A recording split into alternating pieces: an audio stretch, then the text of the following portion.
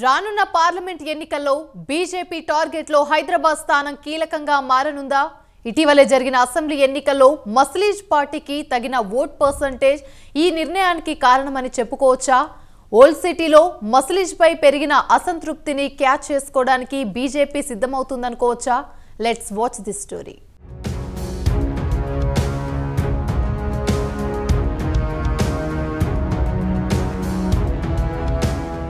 తెలంగాణ రాష్ట్రంలో మరో 2 నెలల్లో పార్లమెంట్ ఎన్నికలు జరగనున్నాయి. ఈ ఎలక్షన్లో కనీసం 10 సీట్లు టార్గెట్గా పెట్టుకున్న కాషాయ పార్టీ పలు పార్లమెంటు స్థానాలు టార్గెట్గా పెట్టుకుంది. ఇప్పటికే ఆయా స్థానాల్లో సునాయాసంగా గెలుస్తామని భావిస్తున్న పార్టీ ఏమాత్రం పట్టులేని సెగ్మెంట్లపై దృష్టి పెట్టింది. కొడితే కుంభస్థలాన్నే కొట్టాలని డిసైడ్ అయిన బీజేపీ అధిష్టానం ఈసారి ఎలాగైనా హైదరాబాద్ పార్లమెంటు స్థానాన్ని దక్కించుకోవాలనే లక్ష్యం పెట్టుకుంది. మరోవైపు హైదరాబాద్ పార్లమెంటే లక్ష్యంగా పెట్టుకున్న బీజేపీ అక్కడి నుండి పోటీ చేసే ఎంఐఎం అధినేత అసదుద్దీన్ ఓవైసీని టార్గెట్గా పెట్టుకుంది. అసదుద్దీన్ దూకుడుకు బ్రేకులు వేసేందుకు బీజేపీ కసరత్తు మొదలుపెట్టింది. అక్కడి స్థానిక ప్రజల్లో ఎంఐఎంపై ఉన్న వ్యతిరేకతకు తోడు ఆ పార్టీకి చెందిన మాజీ ఎమ్మెల్యే పార్టీ వీడి కాంగ్రెస్ పార్టీలో చేరాలని చూస్తున్నట్లు సమాచారం. అయితే ఎంఐఎంకు వ్యతిరేకంగా ఉన్న ఇలాంటి అంశాలను కూడగట్టుకుని తమకు అనుకూలంగా మార్చుకోవడానికి కమలదళం ప్లాన్ చేస్తోంది.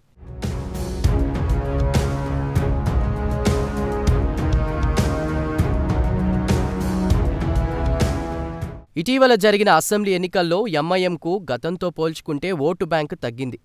ఆ పార్లమెంటు పరిధిలో ఉన్న పలు అసెంబ్లీ స్థానాల్లో బీజేపీ నుండి పోటీ చేసిన నేతలకు భారీగా ఓట్లు పోలయ్యాయి.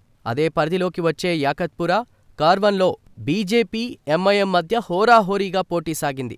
మరోవైపు ఇతర పార్టీల నుండి కూడా ముస్లింలు పోటీకి దిగడంతో ఓట్లు చీలిపోయాయి. ఇది బీజేపీకి ప్లస్గా మారింది. పార్లమెంటు ఎన్నికల్లోనూ ప్రజల నుండి ఉన్న వ్యతిరేకతకు తోడు ఇతర పార్టీల నుండి కాస్త బలమైన అభ్యర్థులు రంగంలోకి దిగినట్లయితే ముస్లింల ఓట్లు చీలి పార్టీకి కలిసొచ్చే అవకాశం ఉంటుందని కమలనాథులు భావిస్తున్నారు. ముస్లిం ఓట్లు బ్యాంకు చీల్చడంతో పాటు ఆ పార్లమెంటు పరిధిలోకి మిగతా ఓట్లను మూకుమ్మడిగా రాబట్టుకోవాలని పార్టీ వ్యూహాలు రచిస్తోంది.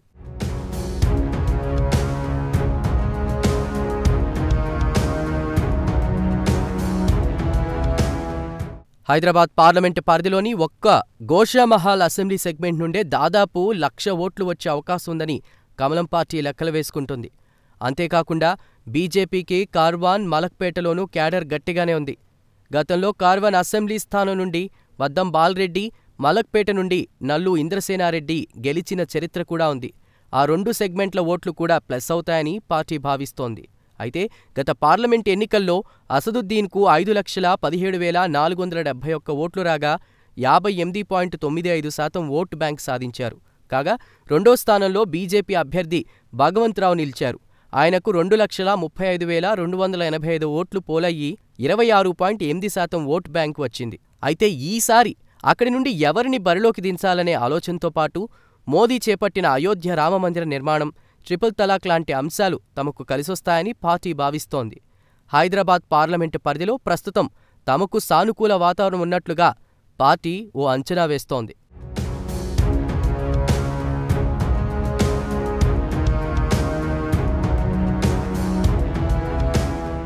మరోవైపు ఓవైసీ కుటుంబం 1984 నుండి ఇప్పటి వరకు ఈ పార్లమెంటు బరిలో గెలుస్తూ వస్తోంది. దాదాపు 40 ఏళ్లుగా ఏర్పరచుకున్న ఓవైసీ సామ్రాజ్యాన్ని కూల్చాలని కాషాయదళం వ్యూహరచన చేపడుతోంది. గతంలోనూ బీజేపీ గెలవకపోయినా ప్రభావం మాత్రం కనబరుస్తూ వచ్చింది. క్రమేణా ఆ ప్రభావం కూడా తగ్గిపోయింది. కానీ ఇటీవల జరిగిన అసెంబ్లీ ఎన్నికల్లో బీజేపీ కొంత ప్రభావితం చేసినా కేవలం గోషామహల్లో మాత్రమే గెలిచింది. అందుకని అభ్యర్థుల ఎంపికపైన కూడా ఆచితూచి వ్యవహరించాలని బీజేపీ భావిస్తోంది.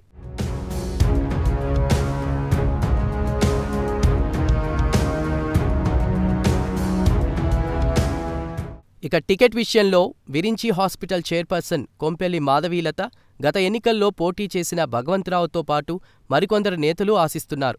కాగా అభ్యర్థి విషయం పక్కన పెడితే ఈసారి మాత్రం ప్రధాని మోదీ చరిష్మా, అయోధ్య రామమందిర నిర్మాణంతో మరో సరికొత్త ప్రయోగానికి హైదరాబాద్ పార్లమెంట్ను బీజేపీ వేదికగా మార్చుకోనున్నట్లు సమాచారం.